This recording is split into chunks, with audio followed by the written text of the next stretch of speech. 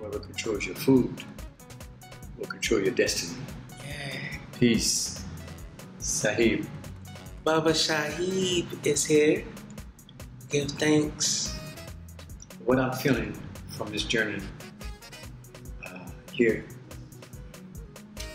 my experience has been a sharing of promoting food without chemicals and realizing that if someone is doing urban farming, which I would suggest that all of us think about having our own source of food growing, because I believe that whoever controls your food will control your destiny.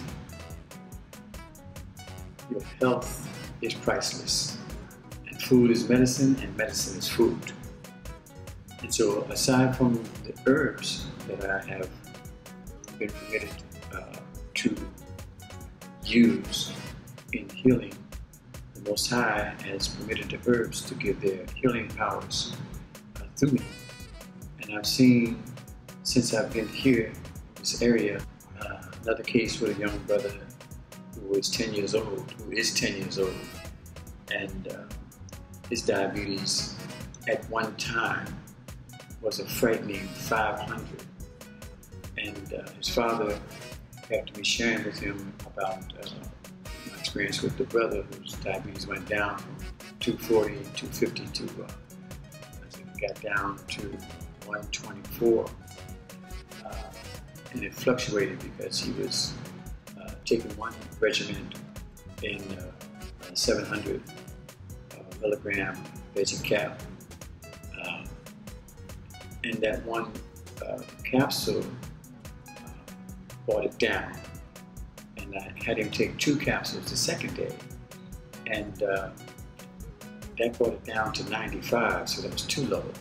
Okay. So we had to rewind and back up to 1 capsule.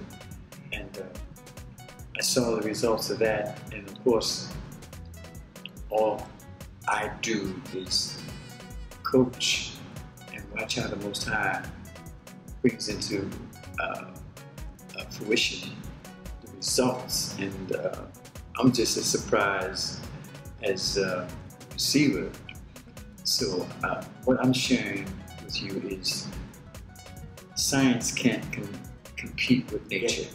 And the thing I would love to do is be able to save my seeds. There's a challenge about that coming through.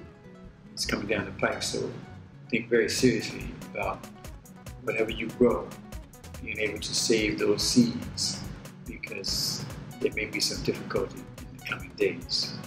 One question was about your take on smoking ganja. Ganja is a herb, and it has a medicinal purpose. If we functioned with the herb for the medicinal purpose and not the recreation, the herb would permit itself to benefit us in the way that it was created and ordered to do. And you know, the forgotten language of plants is a science in itself.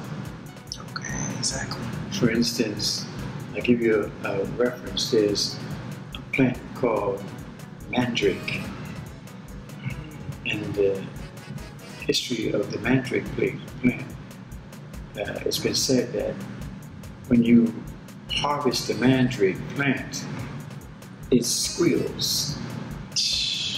So that gave me the understanding that we need to respect the other beings that exist on this planet with us, and ask permission to the Most High that we use them for the purified intention that they were created for. So you think maybe tea is better than smoking of it, or would you say, well, you know, just everything in balance? Every saint had a past, and every sinner has a future. And not to put myself in that category as a saint, But I've had my research with drinking the tea and then drying the weed out and then drying it and smoking it. So it's going to happen. The benefit of it is going to happen in whichever way you take it. What I find is the dependency for happiness that we sometimes overdo and take it away from the Most High and rely on the creation to satisfy our needs rather than the creator of the creation. Exactly. So, you know. And that meditation on the Most High. And the meditation on the Most High. What I find is... Which is the Most High. That is the Most High. Action is the highest. When you can have every act to be an act of worship.